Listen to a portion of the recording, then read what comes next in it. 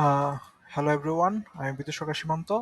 আর আজকের এই ভিডিওতে আমরা কথা বলবো কিভাবে এডাব্লিউএস এর বেসিক একটা ধারণা দিয়ে। সো প্রথমত বলে রাখি, এই ভিডিওটা সম্পূর্ণ হচ্ছে আমাদের ইন্টারনাল টিমের জন্য তৈরি করা। সো খুবই আনপ্রফেশনাল, এত ভিডিও এডিটিং হবে না বা কথাবার্তা হবে না। জাস্ট আপনার যদি এডাব্লিউএস শেখার জন্য প্রয়োজন পড়ে, তাহলে আপনি ভিডিওটা থেকে দেখে শিখতে পারেন। আপনার এখানে বেসিক এডাব্লিউএস এর যে অ্যাকাউন্ট, আইএম ইউজার কি, রুট ইউজার কি, ইসি2 ইনস্ট্যান্স কি, বা এটা কিভাবে তৈরি করতে হয়, এবং এসটি অ্যাকাউন্ট, এই সব কিছু নিয়ে আলোচনা করব। তো চলুন শুরু করা যাক। So first of all, AWS কি? প্রথমত এটা একটা cloud service. So cloud service এরকম আর কি কি আছে, যদি আপনি আরো একটু ঘাটাঘাটি করেন, বিখ্যাত ক্লাউড সার্ভিস কি কি আছে, তাহলে আপনি দেখতে পারবেন এরকম ক্লাউড সার্ভিসের মধ্যে আছে হচ্ছে গুগলের জন্য আছে গুগল ক্লাউড বা গুগল ক্লাউড প্ল্যাটফর্ম, জিসিপি বলা হয়। অ্যামাজনের যেটা, সেটা হচ্ছে এডাব্লিউএস সবচেয়ে জনপ্রিয়। আর মাইক্রোসফটের আরেকটা আছে, সেটা হচ্ছে মাইক্রোসফট এজুর। সবগুলো মোটামুটি সেম, একই রকমের সার্ভিসের নামগুলো শুধু আলাদা, কিন্তু কাজ সব বা প্রসেস একরকম, প্রায় বলতে গেলে সেমই। সো আমরা এডাব্লিউএস অ্যাকাউন্ট নিয়ে কথা বলবো। তো আমি যদি এডাব্লিউএস দিয়ে সার্চ করি, তাহলে আমরা এখানে হচ্ছে বেসিক আইডিয়াগুলো দেখতে পারবো। সো এখানে আসলে আমাদের তেমন কোনো কাজ টাজ নাই, আমাদের কাজ হচ্ছে কনসোলে। তো sign in to console. So এখানে আসার পরে আপনারা দুটো জিনিস দেখবেন। এক দুইটা জিনিস আপনাদের কনফিউশন লাগবে। প্রথমত হচ্ছে আই এম ইউজার, আর একটা হচ্ছে এখানে যদি দেখেন sign in using root user email. Root user কি আর হচ্ছে আই এম ইউজার কি? So first of all, root user হচ্ছে যার অ্যাকাউন্টটা, সে হচ্ছে রুট ইউজার। আর আই এম ইউজার কি? আই এম ইউজার হচ্ছে রুট ইউজারের পক্ষ থেকে তার যে সার্ভিসগুলো, তার যে ইনফ্রাস্ট্রাকচারগুলো, তার যে সার্ভারগুলো, এগুলো ম্যানেজ করার জন্য যে থাকে, সে হচ্ছে আই এম ইউজার। সো ক্লায়েন্টের জন্য যে অ্যাকাউন্ট, সেটা হচ্ছে রুট ইউজার অ্যাকাউন্ট। উনি যখন লগ ইন করবে, সে এখানে যাবে, রুট ইউজার ইমেলে এখানে যাবে, আর তারপরে সে এখানে রুট ইউজার লিখবে, তারপর তার ইমেল পাসওয়ার্ড দিয়ে সে লগ ইন করতে পারবে। আর সে লগ ইন করার পরে সে একটা আইএম ইউজার ক্রিয়েট করবে। আইএম ইউজার হচ্ছে আগে থেকে ইউজার ক্রিয়েট করা থাকে না, রুট ইউজারকে আইএম ইউজার ক্রিয়েট করতে হয়। করার পরে সে আমাদেরকে আইএম ইউজারের ইউজার নেম, পাসওয়ার্ড এগুলো দেয়, সেগুলো ব্যবহার করে তারপর আমরা লগ ইন করি। এখান থেকে আমরা দিতে পারি বা সরাসরি এখানে যেতে পারি। এখানে গিয়ে আমরা হচ্ছে ক্লায়েন্টের ID, IAM user name, password এগুলো দিয়ে সাইন ইন করবো।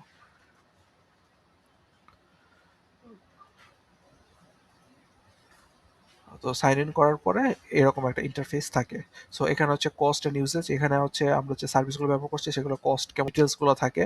সো মেনলি হচ্ছে রুট ইউজার যে সে এগুলা মেনলি দেখতে পারে। এখানে হয়তো আনএভেলেবল দেখাচ্ছে, কিন্তু এগুলো আপনার কস্ট করলে এখানে কতটুকু ইউজার হচ্ছে সেটা দেখা। এখানে মেইনলি সবচেয়ে গুরুত্বপূর্ণ যেটা হচ্ছে, এটা হচ্ছে কোন রিজিয়নে, এই রিজিয়নটা আমাদের কাজে লাগে। যেমন এই যে সার্ভার বা এই যে এরোপ্লেসটা, আমরা হচ্ছে কানাডা সেন্ট্রাল এই রিজিয়ন ব্যবহার করছি। এখান থেকে আমরা যে কোনো একটা রিজিয়ন ব্যবহার করতে পারি। তো মেইনলি হচ্ছে যে আমাদের যে ক্লায়েন্ট, আমাদের যে অ্যাপ বা ওয়েবসাইট যে এলাকায় ব্যবহার করা হবে, মেইনলি আমরা ওই এলাকার আশেপাশের কোনো সার্ভার ব্যবহার করি। যেমন আমরা যদি এশিয়ার বাংলাদেশের জন্য কোনো একটা সার্ভার তৈরি করি ক্লায়েন্টের জন্য, যে এই ওয়েবসাইটটা বাংলাদেশের মানুষজন বেশি দেখবে, তাহলে সেক্ষেত্রে বাংলাদেশের সবচেয়ে কাছে যে সার্ভারটা আছে সেখানকার অ্যাকাউন্ট আমরা বেশি ব্যবহার করব। তো সেখানে কাছে কোনটা আছে, সেটা কাছে না মুম্বাই। তো আমরা যদি মুম্বাই তখন ক্লিক করে ওই রিজিয়নটা ব্যবহার করব। ডাব্লিউএস এর বিষয়টা হচ্ছে এটা pay as you go, monthly কোনো পেমেন্ট না। এটা হচ্ছে আপনার ইউজেসের উপরে, আপনি কি ধরনের মেশিন ব্যবহার করছেন, কত পাওয়ারফুল মেশিন ব্যবহার করছেন, কতক্ষণ ধরে ব্যবহার করছেন, সেটার উপরে আপনার বিলিংটা হয়। সো এডাব্লিউএস এর বিলিংটা আসলে খুব জটিল। ওকে, এরপর আমরা যে সার্ভিসগুলো, এখানে যদি অল সার্ভিসে ক্লিক করি, ওকে, এই হচ্ছে এডাব্লিউএস এর সকল ধরনের সার্ভিস।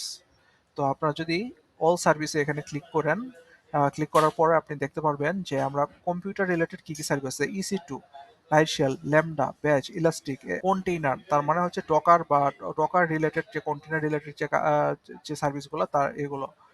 স্টোরেজ জন্য আছে এস3, ইএফএস, আরো অনেকগুলো সার্ভিস। ডাটাবেসের জন্য আছে অরোরা, আরটিএস, ইলাস্টিক ক্যাশি, অনেক ধরনের ডাটাবেস আছে, এক একটা এক এক ইউজেস কেসে। এই সবগুলো কিন্তু আমাদের দরকার নেই, এখানে বিভিন্ন বিষয়ে আছে। এখানে দেখবেন আপনি front end financial management, security, identity, quantum টেকনোলজির জন্য কোনো সার্ভিস আছে এডাব্লিউএস এর। ওকে, এখানে দেখবেন মেশিন লার্নিং এর জন্য AWS H maker, internet of things এর আইওটির জন্য এখানে সার্ভিস আছে, অ্যানালিটিক্স এর জন্য সার্ভিস আছে, ব্লক চেইনের জন্য সার্ভিস আছে, সো গেম ডেভেলপমেন্টের জন্য সার্ভিস আছে। সো বুঝতে পারতেছেন যে এডাব্লিউএস এর সার্ভিসের অভাবটাই গুগল ক্লাউড প্ল্যাটফর্ম যেটা জিসিপি, সেখানেও যান, সেখানেও অনেক ধরনের সার্ভিস আছে। এক একটা সার্ভিসের কাজ এক একটা। এডাব্লিউএস এর যে সার্ভিস এটার নাম, আর গুগল ক্লাউড প্ল্যাটফর্মের যে সার্ভিস বা এজুরের যে সার্ভিসের নামটা আলাদা, কাজটা মোটামুটি এক সেম রকমই হয়। আমরা কিন্তু সবগুলো ব্যবহার করব না, আমাদের লাগে ইসি2। ইসি2 হচ্ছে একটা মেশিন, বেসিক্যালি একটা কম্পিউটার। আপনাকে একটা সার্ভার দিচ্ছে তারা, এখানে আমি একটা কম্পিউটার রান করতেছি, সেই কম্পিউটারের ভিতরে আমি আমার যে অ্যাপ্লিকেশন, আমার যে ব্যাক এন্ড ফ্রন্ট এন্ড সেটা ডিপ্লয় করব, সেখানে রান করব। তো সার্ভার তো তারা হচ্ছে ডেডিকেটেড আমাকে একটা আইপি অ্যাড্রেস দিবে। ওকে, সো ওই আইপি অ্যাড্রেসটা ব্যবহার করে আমি পুরো দুনিয়ার মানুষজন আমার যে অ্যাপ্লিকেশন সেটা অ্যাক্সেস করতে পারবে। এই আইপি তো আর আমরা মানুষকে দিব না। তো আমরা কি করতে হবে, আমাদের ক্লায়েন্ট একটা ডোমেইন কিনবে। ডোমেইনে ডিএনএস রেকর্ড থাকে, সেই ডিএনএস রেকর্ডে গিয়ে আমাদের যে আইপি অ্যাড্রেস, আমাদের যে সার্ভারের আইপি অ্যাড্রেস সেটা অ্যাড করে দিতে হয়। যখন সেটা অ্যাড করে দিব, তখন যখন মানুষজন ওই ডোমেন ডোমেন অ্যাড্রেসে ক্লিক করবে, তখন সে রিডাইরেক্ট হয়ে অ্যাকচুয়ালি আমাদের এই সার্ভারেই চলে আসবে। পরে স্টোরেজ এস থ্রিতে মেনলি হচ্ছে আমাদের ফাইলগুলো স্টোরেজ করতে হয়। এখন এখানে কিন্তু একটু ক্লিয়ার করে নেই যারা ব্যাকএন্ডের না তাদের জন্য। দেখেন, আমরা যে ছবি, আমাদের যে ফাইল, অন্য পিডিএফ বা অন্য যে কোনো ধরনের ফাইল, এগুলো কিন্তু কখনো ডাটাবেজে রাখা হয় না। ওইগুলো আলাদা স্টোরেজ সার্ভিসে স্টোর করতে হয়, ডাটাবেজে না। সো এস থ্রি বা এডাব্লিউএস এর এস থ্রি হচ্ছে এরকম একটা স্টোরেজ সার্ভিস। সো আমাদের যে প্রোফাইল ইমেজ, তারপর হচ্ছে পিডিএফ বা আমাদের ছবি যদি আপলোড করতে হয়, আপলোড করে ইউজার, এই সবগুলো যাবে হচ্ছে এস থ্রিতে, যে জমা থাকবে। সো আমরা যখন নাকি ব্যাকএন্ডে কাজ করব, ফ্রন্টএন্ডে কাজ করবো, তখন আমাদের একটা এস থ্রিও ক্রিয়েট করতে হবে। ডাটাবেস হচ্ছে ডাটাবেস, এবং ডাটাবেসের মধ্যে আরডিএস, আমরা হচ্ছে রিলেশনাল ডাটাবেস ব্যবহার করি। সো এডাব্লিউএস এর যে আরডিএস, রিলেশনাল ডাটাবেস বা পোস্টগ্রে এসকিউএল, সহজ কথায় পোস্টগ্রে এসকিউএল, সেটার নাম হচ্ছে অরোরা আরডিএস। সো আমরা হচ্ছে এই অরোরা আরডিএস আমরা ব্যবহার করি। এই তো। আর আরেকটা বিষয় হচ্ছে ইলাস্টিক আইপি। সো মেনলি এটা বলে রাখি, যখন নাকি আমরা একটা ইসি2 সার্ভার তৈরি করি, সো তৈরি করার পরে কোনো কারণে যদি আমরা সার্ভারটা স্টপ করি, বন্ধ করি, বা কোনো কারণে যদি সেটা রিবুট করি, রিবুট করার সাথে সাথে আমাদের যে আইপি অ্যাড্রেসটা সেটা চেঞ্জ হয়ে যায়। ওকে, তো বিষয়টা এরকম যে এডাব্লিউএস এ অনেক অনেক কম্পিউটার চলছে, অনেক অনেক সার্ভার চলছে, সেই সার্ভারগুলো আমাদেরকে বরাদ্দ দেয় ব্যবহার করার জন্য। সো যেই মুহূর্তে আমরা বন্ধ করি বা রিপোর্ট করি, সেটা কিন্তু ওই সার্ভারটা কিন্তু হারায় যায়, সে কিন্তু এটা আমাদের জন্য ডেডিকেটেড রাখে নাই, সেটা অন্য কারোকে দিয়ে দিবে, অন্য কারো কাছে ব্যবহার করবে। সো আমরা আইপি অ্যাড্রেসটা হারায় ফেলাই। সো আমরা তখন আবার নতুন আইপি অ্যাড্রেস পাই। এখন এর অসুবিধাটা কি? অসুবিধাটা হচ্ছে এই আইপি অ্যাড্রেসটা তো আমরা ডোমেইন নেমের সাথে কানেক্ট করছি ডিএনএস রেকর্ডে। সো যেই মুহূর্তে আমরা আইপি অ্যাড্রেস চেঞ্জ হয়ে যাবে, তখন কিন্তু আর ওই ডোমেইন অ্যাড্রেসে যদি ক্লিক করে, তাহলে কিন্তু আর আমাদের অ্যাপ্লিকেশনে অ্যাক্সেস করতে পারবে না, আমরা অ্যাপ্লিকেশন নিয়ে আসতে পারবো না। সো আইপি অ্যাড্রেসটা অবশ্যই এমন হতে হবে যে কোনো কারণে যদি আমার সার্ভার অফ করা লাগে, রিবুট করা লাগে, কোনোভাবেই যেন আইপি অ্যাড্রেস চেঞ্জ না হয়। আর এটার জন্য কি ব্যবহার করা হয়? এটার জন্য ব্যবহার করা হয় ইলাস্টিক আইপি অ্যাড্রেস। তো ইলাস্টিক আইপি অ্যাড্রেস যখন আমি ক্রিয়েট করব, তখন হচ্ছে একটা নির্দিষ্ট আইপি অ্যাড্রেস আমাদেরকে দিবে, এবং এটা এডাব্লিউএস আমার জন্য বরাদ্দ করে দিবে। এবং আমি বলে দেবো, যতক্ষণ পর্যন্ত আমি ইলাস্টিক আইপি অ্যাড্রেস ডিলিট না করবো, ততক্ষণ পর্যন্ত এই আইপি অ্যাড্রেস আমার জন্য বরাদ্দ। সো ওই ইলাস্টিক আইপি অ্যাড্রেসটা আমি হচ্ছে ডিএনএস এ অ্যাড করব, ডোমেন যে রেকর্ড, যেটা ডিএনএস রেকর্ড, সেখানে গিয়ে আমরা অ্যাড করব। সো প্রথমে এখন আমরা দেখি যে ইসি2 তে কিভাবে কাজগুলো করতে হয়। Elastic compute cloud compute cloud হচ্ছে বেসিক্যালি একটা আপনাকে সার্ভার দিচ্ছে বা একটা কম্পিউটার দিচ্ছে, এই কম্পিউটারের ভিতরে আপনি আপনার অ্যাপ্লিকেশনটা রান করবেন। তো এখানে যাওয়ার পরে আপনি দেখবেন ইনস্ট্যান্সে ক্লিক করবেন। ইনস্ট্যান্সে দেখবেন, এইখানে দেখেন আমার একটা অ্যাপ্লিকেশন বা একটা কম্পিউটার জন্য ইনস্ট্যান্স মানে হচ্ছে একটা সার্ভার বা একটা কম্পিউটার আপনার জন্য বরাদ্দ করা। ইসি2 হচ্ছে একটা সার্ভিস, এই কম্পিউটার সার্ভিসের ভিতরে অনেকগুলো সার্ভিস আছে। সো সেখানে ইনস্ট্যান্স মানে হচ্ছে আপনার জন্য বরাদ্দকৃত একটা কম্পিউটার রান করার জন্য আপনার জন্য একটা সার্ভার দেওয়া হচ্ছে। সো আমরা এখানে একটা সার্ভার তৈরি করব। দেখেন এখানে একটা সার্ভার আমার রানিং চলছে, আমরা আরেকটা সার্ভার তৈরি করি। যেমন নাকি লঞ্চে ইনস্ট্যান্স, আমি যদি এখানে একটা ক্লিক করি, প্রথমত ইনস্ট্যান্সের একটা নাম দিতে হবে, যেমন টেস্ট সীমান্ত ইসি2 আমরা নাম দিলাম। আপনারা একদম সেম টু সেম ফলো করবেন। এরপরে এখন আমরা যখন নাকি একটা কম্পিউটার কিনি বা আমরা সার্ভার কিনি, এটার ভিতরে তো একটা অপারেটিং সিস্টেম লাগে, তাই না? এই ওএস আমাদের যে কোন অপারেটিং সিস্টেম ব্যবহার করবো সেটা আমাদেরকে আস্ক করছে। এখন অ্যামাজন লিনাক্স মানে অ্যামাজনেরই নিজস্ব একটা লিনাক্স সিস্টেম আছে। আমরা এখানে ম্যাক ওএস ব্যবহার করতে পারি অ্যাপেল ইউজারদের জন্য, আমরা এখানে উবুন্টু ব্যবহার করতে পারি, আমরা উইন্ডোজ ওএস ব্যবহার করতে পারি, এরকম সবগুলো অপশন। আমরা অবশ্যই উবুন্টু ব্যবহার করব, কারণ এটা সারা দুনিয়ার সব সার্ভারের ভিতর উবুন্টুই আসলে চলে। সো এখানে দেখছে, এখানে হচ্ছে কোন ওএস এর ভলিউম কিরকম। এখানে আমরা ফ্রি টায়ার ব্যবহার, এখানে আপনারা দেখতে পারবো যে কিছু ফ্রি টায়ার আছে। সো আমরা বেসিক্যালি হচ্ছে আমরা ফ্রি টায়ার গুলোই ব্যবহার করব, একটা সিলেক্ট করে দিব। একটা যে সিলেক্ট করা থাকে এটা বাই ডিফল্ট ফ্রি টায়ার, যেটা ফ্রি টায়ার এলিজিবল ওই রকম ফ্রি টায়ারের একটা ওএসই আমরা নিয়ে নিব। এখানে হচ্ছে আর্কিটেকচার 64 বিট। এক্সিলেন্ট। এখানে হচ্ছে ইনস্ট্যান্স টাইপ, এটা কি এরকম ইনস্ট্যান্সটা কেমন হবে, এটা কি মাইক্রো নাকি এটা এগুলো হচ্ছে আমার যে কম্পিউটার সেটার মেমোরি সিপিইউ কেমন, এটার হচ্ছে মেমোরি কেমন কতটুকু। এখানে আপনারা দেখতে পাচ্ছেন যে সিপিইউ হচ্ছে 2 কোরের 1 জিবি মেমোরি, ইত্যাদি ইত্যাদি। এগুলো হচ্ছে কম্পিউটারের কনফিগারেশন অ্যাকচুয়ালি। সো আমরা যত বড় কম্পিউটার নেব, যত দামি কম্পিউটার নেব, এগুলো হচ্ছে দেখেন ফ্রি টায়ার এলিজিবল। সো এগুলো হচ্ছে ফ্রিতে আমরা এডাব্লিউএস দিচ্ছে। চার্জ কম বা একটা নির্দিষ্ট থ্রেশহোল্ড পার হওয়া না পর্যন্ত আপনাকে তারা কোনো চার্জ করবে না। আর এরপরে যেগুলো আছে সেগুলো ব্যবহার করলে আপনাকে চার্জ দিতে হবে।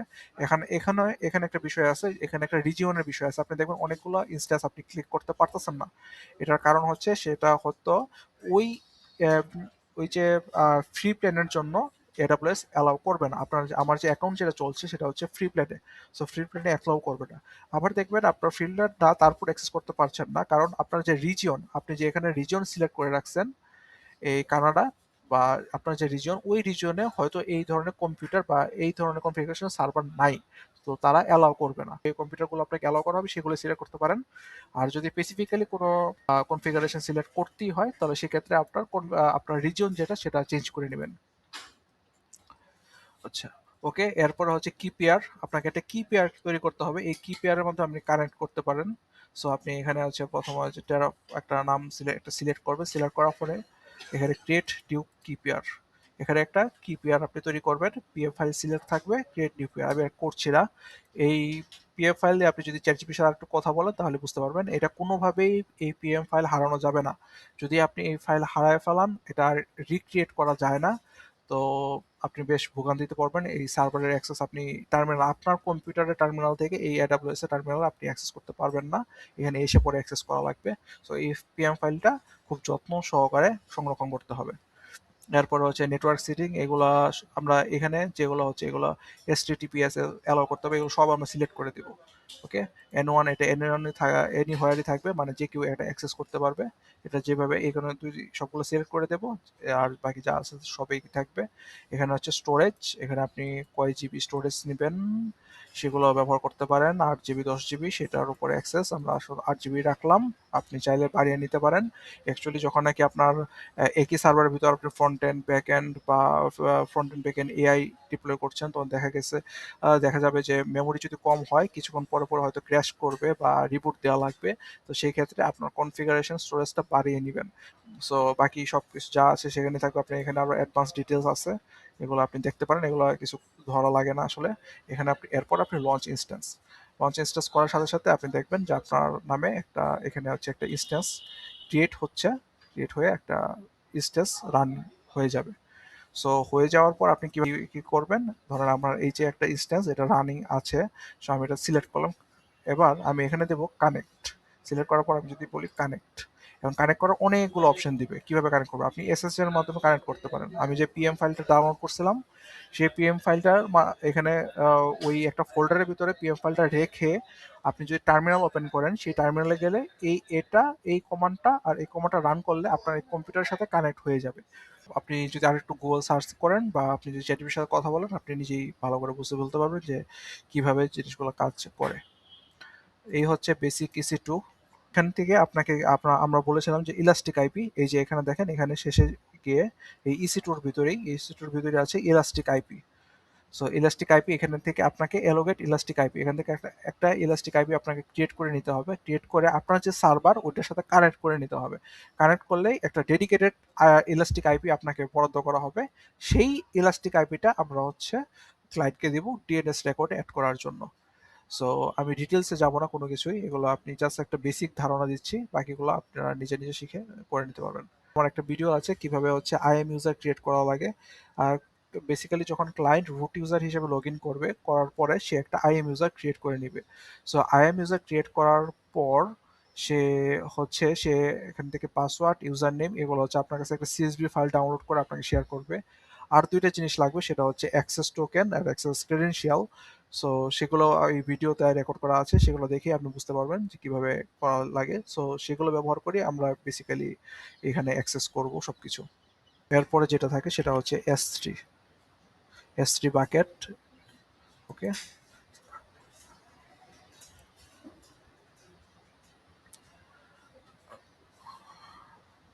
সো এই যে দেখেন এখানে এটা হচ্ছে একটা এস থ্রি বাকেট। আপনি যদি আরো ডিটেলস পড়েন, আমি জাস্ট খালি যদি গুগল করেন এস থ্রি বাকেট কি, what is S three bucket, তো এটা হচ্ছে একটা স্টোরেজ সিস্টেম। সো আপনি জাস্ট চ্যাটজিপিটির সাথে কথা বলেন যে এস3 বাকেটটা কি, বাস হয়ে যাবে। ওয়ে আপনাকে একটা বাকেট ক্রিয়েট করতে হবে। বাকেট ক্রিয়েট করে সেটার সাথে আপনার অ্যাপ্লিকেশনের সাথে আপনার এই বাকেটকে কানেক্ট করতে হবে। এবং সবচেয়ে গুরুত্বপূর্ণ বিষয়, সবগুলো সার্ভিসের জন্য একটা কিছু পলিসি থাকে, কিছু পলিসি পলিসি অ্যাড করে দিতে হয়। সেটা না করলে কিন্তু অনেক সময় ঝামেলা হয়। এটা জাস্ট আপনি চ্যাটজিপিটির সাথে কথা বলে বলে কিভাবে কানেক্ট করতে হয় বা এরর আসলে আপনি এখান থেকে সলভ করে নিতে পারেন। পরে হচ্ছে আপনি যদি সার্চ দিই RDS, so Aurora RDS same জিনিস আপনি যদি চান। সো অরোরা আরডিএস হচ্ছে আমাদের এডাব্লিউএস এর পোস্টগ্রে এসকিউএল মেনলি, এখানে রিলেশনাল ডাটাবেস। তো সেখানে গিয়েও আমার দেখেন এখানে একটা ডিবিএস চলছে। সো এখানে গিয়েও ডাটাবেস ক্রিয়েট করবেন, সেই ডাটাবেসের সাথে আপনার যে অ্যাপ্লিকেশন সেটার সাথে কানেক্ট করবেন। সো দ্যাটস ইট, এটা হচ্ছে একটা বেসিক আইডিয়া। আর এখানে দেখেন, এখানে একটা জিনিস দেখতে পাচ্ছেন যে ক্রেডিট রিমেনিং, অর্থাৎ এই ক্লায়েন্টের যার অ্যাকাউন্ট, তার হচ্ছে $118 ক্রেডিট রিচার্জ করা আছে এই অ্যাকাউন্টে। সো আমি যতক্ষণ এই মেশিনগুলো চলবে, যতগুলো সার্ভিস চলবে, সেটার উপর করে একটা চার্জ অ্যাড হতে থাকবে, এই ক্রেডিট থেকে টাকা কমতে থাকবে। এরপর যখন $118 শেষ হয়ে যাবে, এরপর একটা নির্দিষ্ট সময় 1 মাস বা যতদিন চলবে, এর একটা চার্জ উঠতে থাকবে এবং এই বিলটা এডাব্লিউএস তার একা ক্লায়েন্টকে ইমেইলে পাঠিয়ে দিবে। সো ক্লায়েন্টকে ওই চার্জটা পে করতে হবে। ক্লায়েন্ট যদি চার্জটা পে না করে, সেই ক্ষেত্রে আপনার ওই অ্যাকাউন্টকে তারা এডাব্লিউএস ব্লক করে দেবে। সো এই হচ্ছে বেসিক এডাব্লিউএস এর টিউটোরিয়াল। আপনারা মোটামুটি একটা আইডিয়া পাইছেন যে কিভাবে বেসিক জিনিসগুলো, আইএম ইউজার কি, রুট ইউজার কি, পার্থক্যগুলো কি, এস3 জিনিসটা কি, ইসি2 জিনিসটা কি, কিভাবে ক্রিয়েট করতে হয়। আর বেসিক আইডিয়াটা যদি আপনার হয়ে থাকে, জাস্ট আপনি যদি গুগলে সার্চ করেন বা জিপিটির সাথে কথা বলেন বা ইউটিউবে দেখেন, টিউটোরিয়ালে দেখেন যে কিভাবে এর সাথে কানেক্ট করতে হয়, বাকিটা আপনারা নিজেরাই ফিগার আউট করে নিতে পারবেন। সো থ্যাংক ইউ ভিডিও দেখার জন্য।